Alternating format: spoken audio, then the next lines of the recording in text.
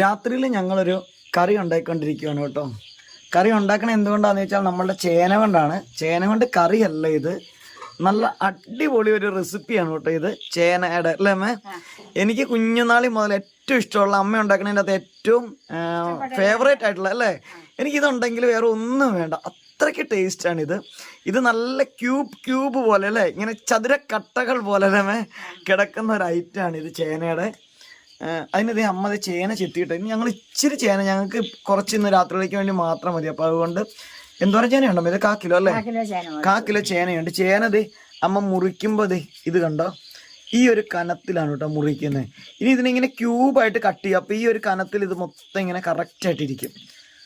കറി ചേനയുടെ ഈ ഒരു സംഭവം, ഇത് കറിയല്ല, ഒരു മെഴുക്ക് വരട്ടിയാണ്. ചേന മെഴുക്ക്, പല സാധനം കൊണ്ട് മെഴുക്ക് വരട്ടി ഉണ്ടാക്കാറുണ്ട്. നമ്മൾ പിന്നെ പയറും മെഴുക്ക് വരട്ടി വയ്ക്കും, നമ്മൾ പാവയ്ക്ക, പടവലങ്ങ, പിന്നെ അതുപോലെ തന്നെ വെണ്ടയ്ക്ക, കോവയ്ക്ക ഒക്കെ മെഴുക്ക് വരട്ടി വയ്ക്കും. പക്ഷെ ചേന മെഴുക്ക് വരട്ടി സാധാരണ സൂപ്പർ ടേസ്റ്റ്, അതിലൊക്കെ രുചി നമ്മുടെ ചേന മെഴുക്ക് വരട്ടി. അപ്പൊ ഈ ചേന മെഴുക്ക് വരട്ടി എങ്ങനെയാന്ന് വെച്ചാൽ ഇങ്ങനെ ഈ കണക്കിനാണ് ചേന അരി ഉണ്ടത്. മെഴുക്ക് വരട്ടിക്കുള്ള ചേന അതെ ഇങ്ങനെയാണ് ചതുര കഷ്ണമായിട്ട് കിട്ടും. കാണിച്ചാൽ കണ്ടോ, ഇതിങ്ങനെ ക്യൂബ് പോലെ കണ്ടില്ല, ചതുര കഷ്ണങ്ങളായിട്ട് ഇങ്ങനെ കിട്ടുക. ഈ ചേന മെഴുക്ക് വരട്ടി മാത്രം മതി ചോറിന്. അയ്യോ അത് ശരിയാട്ടോ. അനിയൊന്നും പറയാം ചേന മെഴുക്ക് വരട്ടി, ചേന മെഴുക്ക് ഒരു പായ ചെറുപ്പം മുതലേ ഇവര് ചേന മെഴുക്ക് വരട്ടി. ചേന വേറെ ഒന്നും വെച്ചാൽ അവന് ഇഷ്ടമല്ല. കുഴയത്തൊന്നുമില്ല ഇതില്ലേ, കുഴഞ്ഞൊന്നും പോവരുത്. ചേന മെഴുക്ക് വരട്ടി എന്ന് പറഞ്ഞ ഇവന്റെ ഒരു ഫേവറേറ്റ്.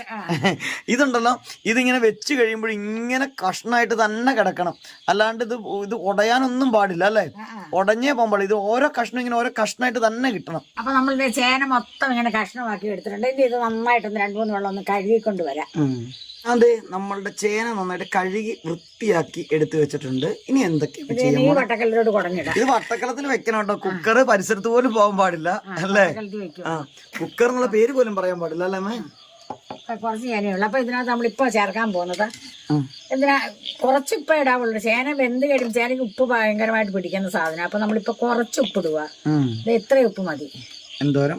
ഉപ്പ് കൂടി പോകും. കല്ലുപ്പാണോ ഇത്? അല്ല, പൊടിയുപ്പ് അല്ലേ?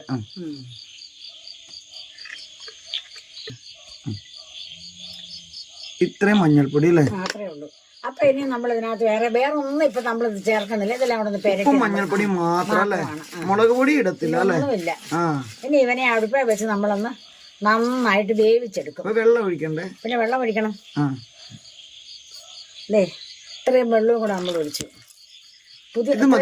മതി വെള്ളം. ഒരുപാട് വെള്ളമായ കുഴഞ്ഞു പോകും. ഇത് കുഴയരുത്, പിന്നെ കിടക്കണം. നമ്മുടെ ഈ ഒരു ചേന നമ്മളൊരു ചെറു തീയിൽ അടച്ചു വെച്ചാണ് വേവിക്കുന്നത്. അപ്പൊ ഇത് വേവിക്കുന്ന സമയത്ത് വേറെ കുറച്ച് കാര്യങ്ങൾ കൂടി നമുക്ക് റെഡിയാക്കാനുണ്ട് ഇതിനല്ലേ. അപ്പൊ ഇപ്പൊ അമ്മ ചെയ്തോണ്ടിരിക്കുന്നത് എന്താണെന്നറിയാവോ? നമ്മളുടെ ചേന മെഴുക്ക് വരട്ടിക്കുള്ള ചുമന്നുള്ളിയും വെളുത്തുള്ളിയും തെരഞ്ഞു പിടിച്ചെടുത്തോണ്ടിരിക്കുന്ന കാഴ്ചയാണ്, അല്ലേ? അത്യാവശ്യം നന്നായിട്ട് വേണം ചുമന്നുള്ളി. വേണം, ചുമന്നുള്ളി വേണം, വെളുത്തുള്ളിയും വേണം, നന്നായിട്ട് വേണം, അല്ലേ? അങ്ങനെ നമ്മളത് കൊച്ചുള്ളി നമ്മള് എടുത്തിട്ടുണ്ട് കേട്ടോ. ഇത്രയും കൊച്ചുള്ളിയും വേണം, ഇത്രയും നമ്മളുടെ വെളുത്തുള്ളി നമ്മൾ എടുത്തിട്ടുണ്ട് കേട്ടോ. നമ്മുടെ ചേന അങ്ങനെ വെന്ത് പറ്റിയിട്ടുണ്ട് കേട്ടോ. അപ്പൊ നിങ്ങളിത് ഞെക്കി നോക്കണം, വെന്തോ നോക്കണം. അപ്പൊ ഇനി കുറച്ച് വെള്ളവും കൂടി ഉള്ളൂ കേട്ടോ. അതിങ്ങനെ ഇത് മൺചട്ടി ആയതുകൊണ്ട് തന്നെ ഇത് പയ്യെ അങ്ങ് പറ്റിക്കോളും. നമ്മള് തീ നന്നായിട്ട് കുറച്ചാണ് ഇട്ടിരിക്കുന്നത് കേട്ടോ. അപ്പൊ ഇതിങ്ങനെ കുഴഞ്ഞു പോകരുത്. നമുക്ക് ഇങ്ങനെ തന്നെ ഈ ഒരു കഷ്ണങ്ങൾ ഇങ്ങനെ തന്നെ കിട്ടണം, കുഴയാതെ നോക്കുകയും ചെയ്യണം. അപ്പൊ ഇപ്പൊ നമ്മുടെ ചേന ഏകദേശം വെന്തിട്ടുണ്ട്. ഇനിയിപ്പോ ഇത് ഈ കാണുന്ന വെള്ളമില്ലേ, നമ്മൾ ഓഫ് ചെയ്ത് വെച്ചാൽ പോലും മൺചട്ടി ആയതുകൊണ്ട് ചൂടിലിരുന്നിട്ട് അതങ്ങ് പറ്റിക്കോളും. നമ്മുടെ ചേന അവിടെ വെന്തുകൊണ്ടിരിക്കുന്ന ആ സമയത്ത് തന്നെ നമുക്ക് നമ്മുടെ ഉള്ളിയൊക്കെ നമുക്കൊന്ന് ചതച്ചെടുക്കാം, അല്ലേ? നല്ലപോലെ ചുവന്നുള്ളിയും വെളുത്തുള്ളിയൊക്കെ വേണം ഇതിന്. ഇതൊന്ന് പൊട്ടിക്കാൻ, ഇതെല്ലാം ഇങ്ങനെ ഇങ്ങനെ ഒന്ന് ഒത്തിരി ചതയരുത്, ഇങ്ങനെ പൊട്ടിച്ചെടുക്കണം. പക്ഷെ അരിഞ്ഞാൽ അതിന്റെ രുചി കുറവാകട്ടോ. അരിയരുത്, ഈ പൊട്ടിക്കുന്നതിനാണ് രുചി കൂടുതൽ ഈ ഉള്ളിയൊക്കെ. ഒരുപാടങ്ങ് ചോറ് പോലെ ആക്കരുത്. എങ്ങനെ മതി? ഇത്രയും മതി. നല്ല താമരപ്പൂവിന്റെ ഇതളുകൾ കിടക്കണം, അത്രയും ഒരു ചേനയ്ക്ക് നമുക്കിത് ഇത്രയും ചുമന്നുള്ളൂ, അല്ലേ? ഇനിയിപ്പോ നമ്മൾ എന്നാ വെളുത്തുള്ളിയും കൂടെ അതുപോലെ തന്നെ ചതച്ചെടുക്കാം, പൊട്ടിച്ചെടുക്കും. അപ്പൊ നമ്മുടെ വെളുത്തുള്ളിയും കൂടെ അതുപോലെ ഒന്ന് പൊട്ടിച്ചെടുക്കും. വെളുത്തുള്ളി ഇത്രയും മതി. നോക്കിയാൽ നമ്മളത് ഓഫ് ചെയ്ത് വെച്ചേക്ക് പറഞ്ഞു കേട്ടോ. എന്നാലും കണ്ടോ അതിൻ്റെ അകത്തുനിന്ന് ആവി പറക്കുന്ന കണ്ടില്ലേ? ഒപ്പം നമ്മുടെ ആ വെള്ളമൊക്കെ നന്നായിട്ട് ഇത് കത്തിയിട്ടുണ്ട് കേട്ടോ. ഇപ്പോഴും ഇതിന് ചൂടുണ്ട്. അപ്പൊ ഇത് കുറച്ച് സമയം ഇങ്ങനെ ഇരിക്കുമ്പോഴത്തേക്കും നന്നായിട്ട് ഇത് ഡ്രൈ ആകും, പക്ഷെ കുഴയത്തില്ല. ചേന നമ്മളിങ്ങോട്ട് മാറ്റി വെച്ചിട്ട് നമ്മൾ നേരെ ഒരു ഫ്രൈങ് പാൻ അടുപ്പിലേക്ക് വെച്ചിട്ടുണ്ട് അല്ലേ? സ്വല്പം വെളിച്ചെണ്ണ ഒഴിക്കാം. ഫ്രൈങ് പാൻ്റെ അകത്തേക്ക് നമ്മൾ ലേശം വെളിച്ചെണ്ണ ഒഴിച്ചു. വെളിച്ചെണ്ണക്കകത്ത് നമ്മൾ സ്വല്പം കടുക് ഇട്ടു. ഇതിനകത്ത് കടുക് ഒക്കെ ഇടിപ്പിച്ച് കൂടുതൽ വേണം കടുക് അല്ലേ? ലേശം അല്ലേ? ഒത്തിരി കൂടുതലാകാൻ പാടില്ല. എന്നാ ഒരു എല്ലാ കഷ്ണത്തിലും ഒരു 1-2 കടുക് ഉള്ള രീതിയിൽ വേണം. എനിക്ക് അതാണ് കേട്ടോ ഇഷ്ടം. അപ്പൊ നമ്മൾ ചതച്ച് വെച്ചേക്കുന്ന ഉള്ളി അങ്ങിടുവാണ്. ഉള്ളിയുണ്ട്, വെളുത്തുള്ളി ഉണ്ട് ഇതിന്റെ അകത്ത് അല്ലേ? അപ്പൊ പിന്നെ കറിവേപ്പിലയും ഇടാം. എന്നിട്ട് നമുക്കൊന്ന് ഇളക്കി കൊടുക്കാം. അപ്പൊ ചുവന്നുള്ളി, വെളുത്തുള്ളി, കറിവേപ്പില ഇട്ടിട്ട് ഇനി നന്നായിട്ടൊന്ന് മൂപ്പിച്ചെടുക്കാൻ പോവാ അല്ലേ? ചുമക്കണം. അപ്പൊ നമ്മുടെ ഉള്ളി അങ്ങനെ മൂത്തോണ്ടിരിക്കുവാണ്. ഇത്രയും മൂത്താ പോരാ അല്ലേ? ശാഖലം കൂടെ കുറച്ചും കൂടി മൂക്കണം അല്ലേ? ഒരു സ്വല്പം മുളക് പൊടിയും കൂടെ, ഒരുപാട് വേണ്ട, ഒരു സ്വല്പം മുളക് പൊടിയും കൂടെ നമുക്ക് ഇതിന്റെ കൊടുത്തു. മുളക് പൊടി ഞാൻ സാധാ മുളക് പൊടി കേട്ടോ, നമ്മുടെ നോർമൽ എരിവുള്ള മുളക് പൊടി. ഒരു ശകലം കുരുമുളക് പൊടിയും ഇടും നമ്മൾ, ഇത്രയും മതി. അപ്പൊ മുളക് പൊടിയുണ്ട്, കുരുമുളക് പൊടിയുണ്ട് അല്ലേ? പച്ചമുളകൊന്നും നമ്മൾ ഇതിന്റെ അകത്ത് ചേർക്കത്തില്ല. ഈ 2 ഐറ്റംസ് മാത്രമാണ് ഇതിന്റെ അകത്ത് ചേർത്തേക്കുന്നത് എരിവിന് വേണ്ടിയിട്ട് അല്ലേ? കടുക് പൊട്ടിച്ചപ്പോ വറ്റൽമുളക് നമ്മൾ ഇതിന്റെ അകത്ത് ചേർത്തിട്ടില്ല.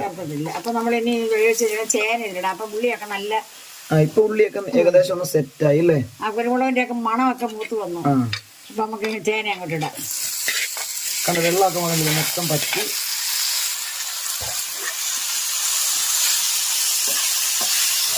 നോക്കിക്കേ, നമ്മുടെ ചേന എങ്ങനെ കിടക്കുവാണ്. ഇത് സിമ്മിൽ തന്നെ ഇട്ട് വേണം ചെയ്യാനായിട്ട്, അല്ലെങ്കിൽ അടുപ്പിലാണെങ്കിൽ ചെറു തീയിൽ വേണം ചെയ്യാനായിട്ട് അല്ലേ? അല്ലെങ്കിൽ ഇത് കരിഞ്ഞു പോകും. അപ്പൊ നമ്മൾ ഇങ്ങനെ ഇത് വിളക്കി കൊടുത്ത ഇപ്പൊ കണ്ട ഒന്നേ തൊടാതാ കിടക്കുന്നത്. എന്നാ ചേന വെന്തതുവാ. അങ്ങനെ അത് നമ്മുടെ ഈ ഒരു ചേന മെഴുക്കുവരട്ടി ഫൈനൽ സ്റ്റേജിലേക്ക് എത്തിയിട്ടുണ്ട് അല്ലേ? നന്നായിട്ട് ഉണങ്ങി അല്ലേ? നന്നായിട്ട് ഉണങ്ങി വെള്ളമൊക്കെ വലിയ. ഇനി നമുക്കിത് വാങ്ങിയെടുക്കാം, വേറെ പാത്രത്തിലോട്ട് മാറ്റാം നമുക്കിത്. അപ്പൊ നമ്മൾ ഇത് പാത്രത്തിലോട്ട് മാറ്റുവാണ്. കണ്ടോ, ഒന്നേ തൊടാതെ നല്ല ഉപ്പേരി പോലെ ഇരിക്കുന്നത്. നമ്മൾ വേറെ എന്ത് സാധനം മെഴുക്ക് പുരട്ടി വെച്ചാലും ഇതുപോലെ ഇരിക്കില്ല. അപ്പൊ നമ്മുടെ കിടിലൻ സ്റ്റൈലിലുള്ള നമ്മുടെ ആ ഒരു ചേന മെഴുക്കുവരട്ടി അങ്ങനെ റെഡി ആയിട്ടുണ്ട് അല്ലേ?